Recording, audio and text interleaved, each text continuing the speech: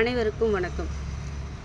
Election வந்துட்டாவே இந்த பெரிய பெரிய அதாவது கட்சியோட தலைவர்களுக்கு எல்லாருக்கும் மக்கள் நலன் கருதி பல கருத்துக்களையும் சரி, பல வாக்குறுதிகளையும் சரி அடிக்கி வைக்கிறாங்க.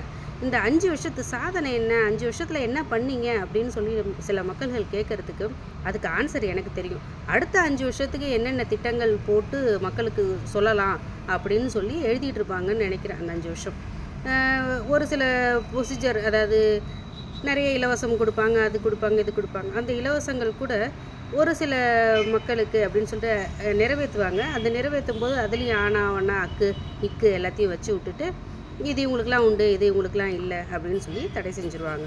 முழுசாக எதுவும் நிறைவேற போகிறதே கிடையாது. அதுமாதிரி இந்த ரோடு போடுறோன்னு சொல்லிட்டு இந்த ரோடை போடுறாங்க பாரு, நல்லா இருக்கிற ரோட்டையும் வீணாக்கி விட்டுடுறாங்க.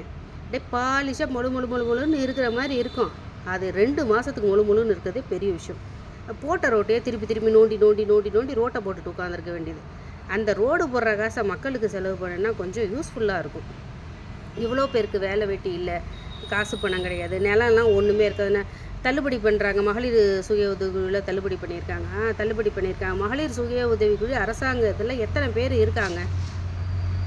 அதே ப்ரைவேட் எல்லாத்தையும் க்ளோஸ் பண்ண சொல்லுங்களேன் பார்க்கலாம். அதெல்லாம் வாய்ப்பு கிடையாது. அதில் பார்த்திங்கன்னா ஊருக்கு ஒரு 50 பேருக்கு நலன் கிடைக்குமா, இல்லை 100 பேருக்கு நலன் கிடைக்குமா? எல்லாருக்கும் கிடைச்சாதான் அது நலன். ஒரு சில பேருக்கு மட்டும் கிடைச்சா அது நலன் கிடையாது.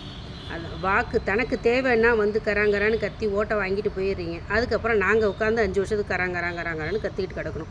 இதுதான் நடந்துக்கிட்டு இருக்குது. இதை ஒரு சுயநலமாக நான் பேசலை, பொதுநலமாக தான் பேசிகிட்ருக்கேன். எல்லாருக்காகவும் தான் பேசிகிட்ருக்கேன்.